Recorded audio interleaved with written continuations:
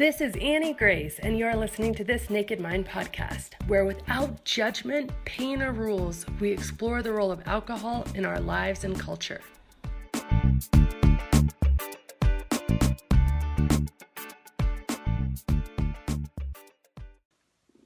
Hi friends, it's Annie Grace with This Naked Mind. I am answering readers' questions, and today's question comes from Tanya.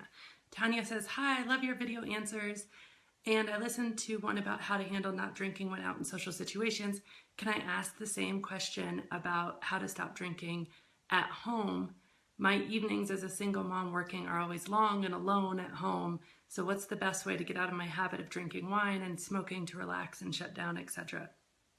And I did actually ask Tanya if she'd read the book or not, or if she was familiar with it, because it would, change kind of how I responded. So I'm going to respond because she hasn't read the book, but it's a really good question, Tanya. So I think that, I believe, and my work in my book is based around the premise that you actually have an internal conflict that's responsible for the difficulty you have around both wanting to stop drinking, smoking, and wanting to drink, smoke you don't want to do it and you want to do it both at once. Cognitive dissonance kind of at its core. And most people, are pretty aware that we have two kind of thought processes, if you will. So we have two ways of thinking, our conscious way of thinking and our unconscious or subconscious way of thinking. And so conscious thinking uses language and intentional thought. And it's your conscious mind that's deciding that you'd probably be better off, healthier, happier, not drinking as much. Now, your subconscious, it doesn't use language. So this is the part of your mind that keeps your heart beating, keeps you breathing, etc. So this stuff happens in a part of your mind without you even being aware of it. But what most people may not realize is that it's actually your subconscious mind that is responsible for your desires. So your desires come from a subconscious place based on kind of a lifetime of conditioning around what you've been taught is important, what you've been taught is good, etc. So, and what you're always exposed to, that kind of conditioning. So as an example of this, you don't decide to fall in love. That doesn't happen consciously. You don't just say, okay, that's the man, I'm going after him because I'm in love with him. It really is kind of a process that you don't feel like you have control over when you fall in love. And that's like a lot of our desires and our emotions. They actually come from a very unconscious place, a very subconscious place.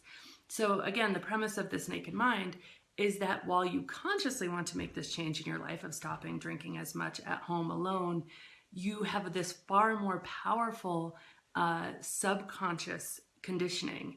And the subconscious mind is responsible for your desires. And your subconscious mind, frankly, just hasn't got the memo. It hasn't learned that alcohol is not everything you thought it would be, that the party is not as fun as it once was. So it's taken years and years for you to form these very deeply ingrained beliefs that alcohol is vital to unwinding and vital to relaxation. And it takes very specific conscious effort to get to the bottom of why exactly you believe that, and then rewire your thinking around drinking so that you no longer have this conflict between what you want to do, drink less, and what you also want to do is have that drink. So when you expose consciously your thinking about alcohol, very specific to the reasons that you personally drink, for example, relaxation at home, then you're able to think really critically, and doing that can actually change your desires. It's amazing. And without desire, there is no temptation. Without desire, you're not going to feel missing out. You're not going to be wanting to do something that you also don't want to be doing. And drinking alcohol, for a lot of people who read the book, it's like a light switch, and they say it's like this switch, and alcohol suddenly sounds about as good as drinking motor oil. And then you're really free to leave it happily behind. And in my book, I use this very specific technique. It's called liminal thinking, and liminal is the point between your conscious and your subliminal. So it's kind of the bridge, if you will. And what we use is liminal points, and liminal points allow you to uncover all of your subconscious conditioning and then regain harmony between your conscious and your unconscious desires around alcohol. And not everybody who reads the book stops drinking completely, because that's definitely up to you, and it's very individual. And, I don't drink, but it's completely unrealistic for us to think that alcohol is just going to be eradicated from society tomorrow. So it's not about that as much as it's about regaining peace in your relationship with alcohol, coming back to the place where you don't have the cognitive dissonance, and which for many, like me, that just means drinking has lost all its luster. It's no longer desirable, and I just don't drink at all, and that for me is peace. But equally, there's people who find peace just drinking on occasion, and that's what's right for them. But the first step in this process is really to write down a list of every reason you drink and all the benefits you think you get from drinking.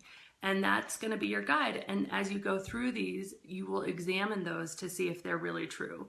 Because the bottom line is, like most things that have been ingrained in us repeatedly from all sorts of places, our parents, our friends, media, advertising, social situations, they've been ingrained in us. We believe in alcohol without question. We believe that's important, like we believe the sky is blue. It seems kind of almost irrational to think otherwise.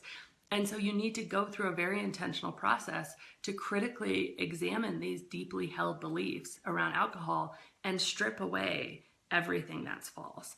And this process convinces your all-powerful subconscious mind, and it allows harmony and agreement between your conscious and subconscious minds. And the result is the ability to choose when and if alcohol plays a part in your evenings. And if you actually think at the end of the process, it really does relax you, which, when you examine reality of what alcohol really does, and I would recommend watching yesterday's video because I went deep into the relaxation issue specifically, the real reality of how alcohol actually, really decreases your ability to deal with stress over time. Then you can decide what part alcohol is going to play in your life without kind of these illogical, unconscious cravings. And then that process is a process that needs to be kept up, I will say, because we are constantly, neuro-linguistic programming says that we are exposed to, I think it's like 5 billion bits of data a day.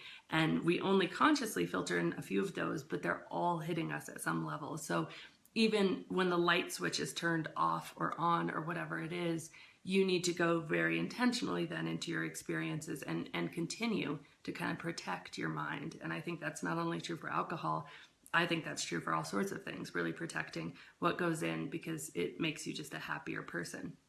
So anyways, Tanya, that is my answer. And I have written a blog post on every single liminal point. So every point that's in the book, if you don't want to go get the book or do the audio program, you can find them on my blog for free. So every single liminal point. So when you have your list, you can go through and you can find all those blog posts.